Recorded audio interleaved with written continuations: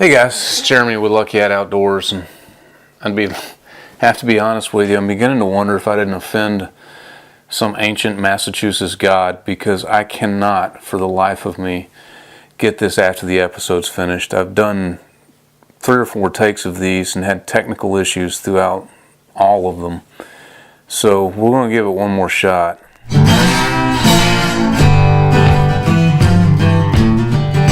So with that said, let's get started and talk about my recent bass fishing trip to Furnace Pond in Pembroke, Massachusetts.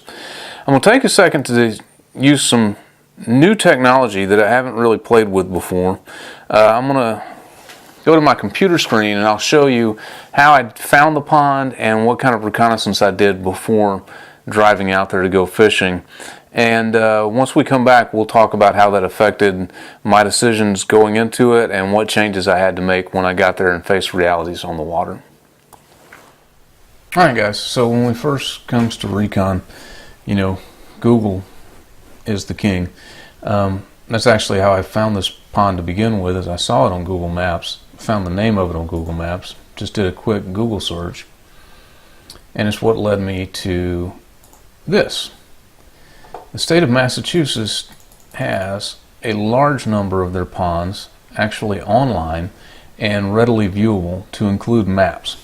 Now the problem is, let's see, this is dated, this is not dated, but the problem is these maps in a lot of cases are very, very old. And you'll see, and we'll discuss this more in a minute, is that you see parking and primitive boat launching there, and a boat launch ramp with parking there, and nothing on this side of the lake. And that turned out to be completely false. But you do get to see creek channels going into the lake, and you get a general idea of the topography. And they include a brief description of the lake to include average depths, max depths, sides, and they talk about the fish. And that's actually where we get to this line. So it starts off, Furnace Pond has long supported a reputation as an excellent largemouth bass fishery. Then it continues, the abundant weed growth makes them difficult to catch throughout the summer and fall months, but those who have mastered the use of weedless gear can expect good catches.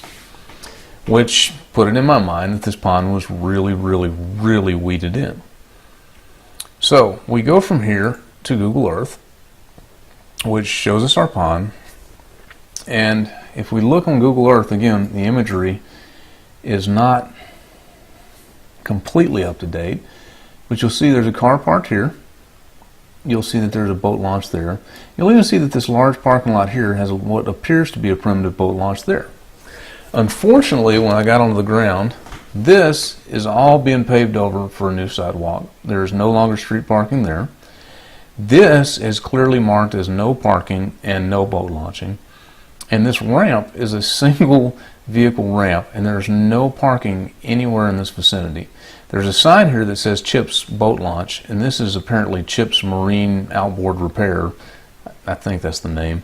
But there's no honor box, there's no information as to how to park, how to obtain, how to use the ramp. But if we go to Street View, we can get a quick look at the water. And this is a 2-year-old image, but it's from September, so kind of the right time range. And you'll see a huge grass mat out here, which led me to believe that that what I was facing would be situations like we saw in Delagro and Shell Beach with the thick grass mats. That's the reason I chose to bring the native, and that's the reason I initially started rigging the way I showed up. The first problem arose when I got there and found no parking, no launching. Fortunately, Google on my phone is also my friend. This area here off of, oh Lord, what street is that? Furnace Colony. This area here is labeled as a town beach. And it actually has easy access to launch a kayak there. And I later discovered that there is some type of boat ramp here, but I'm not sure if it's public or private or what, so I can't vouch for that yet. I haven't needed it because I can launch my kayak there.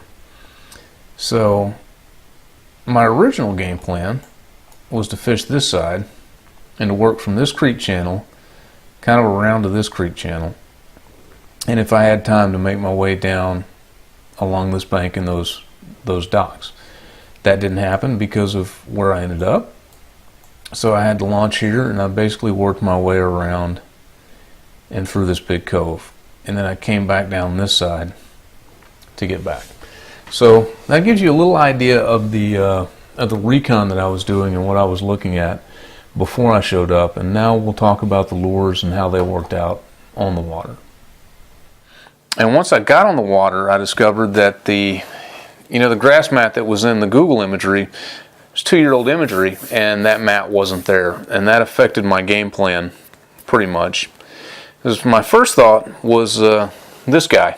It's a saltwater assassin sea shad in chicken on a chain, which, if I can make an aside, why don't bass lure companies just make regular colors? Why, like, seriously, why does everything have to have a special name? Love this color, and it's rigged on a 2/0, I believe a 2/0, 1/8 ounce weighted Gamakatsu swim bait hook. And what we found in the grass mats in Louisiana is if there's any amount of water above the top of the grass, even that much, we can just rip one of these over the tops of those grass mats and the bass will come up and hammer it. Also tied on was a frog, which had its own problems. So I get there, and well, the mats don't exist the way they were advertised, so I immediately switched over to my personal favorite, buzzbait. You've already seen these guys produce for me. This is a Strike King. It's starting to get a little beat up. It's a 3-blade and chartreuse. I like the 3-blade, especially when there's grass, because I feel like it gets up on top of the water real quick, no matter what reel I have it on, and it makes a more subtle sound, in my opinion. The 2-blade makes a lot more noise. I don't see a huge difference between the two of them, but I just like the way this one just jumps right up on the water. And as you saw, there were paths in between clumps of lily pads, so I was casting this down and trying to bring it as close as I could to the side of the lily pads, and it produced a couple of good fish for me. The frog presented its own problem. Part of it is I've got a bunch of cheap frogs. I found them on sale for like $1. So I bought the cheapest possible frogs, and I even realized that one of the ones I'd taken out the other day was missing a plug in the body, so it was actually filling up with water and sinking. And being in the kayak, working a bait like this that needs to kind of walk the dog, it's a little bit hard to get that rod tip down and get the right jerking movements. So I haven't been really successful with a frog in general, and caught nothing on it this time. In fact, it was quickly cut off and set aside. So that brings us to kind of my ultimate go-to. When I started back bass fishing about 3 years ago, this was one of the first lures that I bought. And I started rig Texas style and switched to wacky rig.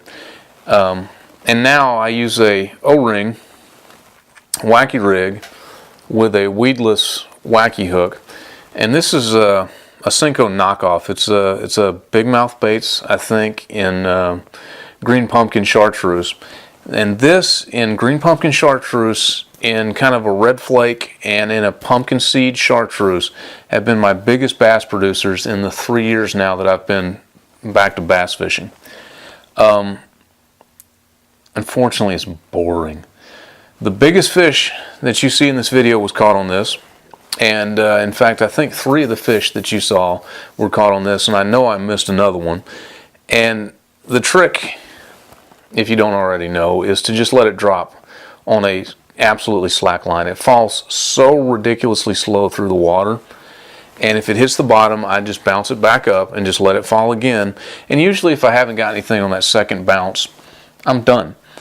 One of the mistakes I noticed reviewing my own video that was really prevalent when I missed my cast and got it a little too far is if you don't have a slack line, it'll have a tendency to swing, and that's not a natural fall for this. And on several occasions, and I think you can catch it in the video, as I'm reeling it back across a lily pad and let it drop off the edge, I keep the line too tight and I'm causing that unnatural So one of the things I'm forcing myself to do is once it hits the water is even open the bail and just let it fall completely slack. You won't miss fish. I've never, if a fish bites this, it's bit. The only time I can say that I know I've missed a fish was in this video where something sucked the worm out of the O-ring. I've never seen that before. Otherwise, most of the time I find these buried pretty deep. So just let it fall on the slack line. And I was targeting any gap in the coverage. And what I found with that was some of the lily pad clumps had a bunch of grass underneath, and some were pretty clear underneath, almost like a clean rock bottom underneath the lily pads. And it worked best, it seemed, under the cleaner lily pads, where it was this nice rock bottom with just the lily pad cover seemed to be where I was more successful. Through the spinnerbait quite a bit. I don't really consider myself a spinnerbait guy. I've used them. I've had some success with them. I don't feel like I know enough about them, which I'm probably overcomplicating it. The one thing I do know is I like this white and gray and yellow color. I think it splits the difference between kind of the yellow, the chartreuse, and the pure white. You know, I missed 2 fish on this the other day. One of them spit the hook right at the kayak, and the other one I never saw. So one of the things I'm looking for is trailer hooks. I think not throwing a trailer hook cost me 2 fish. And that, guys, is about it. Look, I'll be honest with you, I don't really consider myself a bass fisherman. When I started back to fishing 3 years ago, I fished bass because the local ponds in Texas had them. And I learned a lot of this stuff from watching YouTube. And, you know, after doing that for a year, I moved back to Louisiana and we spent all our time on the marsh. I primarily consider myself a speckled trout and to a lesser extent redfish guy. So I'm kind of learning as we go. But this pond really produced some decent fish for me and going out and having my plan changed and not bringing enough gear and all the mistakes I made, I still produced some pretty good fish. And the website says that there's 6 and 7 pound catches out of there, which has really motivated me to try to beat that 7 pound limit. I would love to get an 8 pound fish out of that pond. So we'll be back to a furnace pond on an occasion. But for now, there you have it, guys. That's how I did my recon. That's the lures I took, and that's the lures that caught fish. I hope it helps you out in some way, and I hope you enjoyed the video. Thank y'all. John from Luggy Hat Outdoors. If you like our videos, please subscribe to our channel, and also remember to like us on Instagram and Facebook.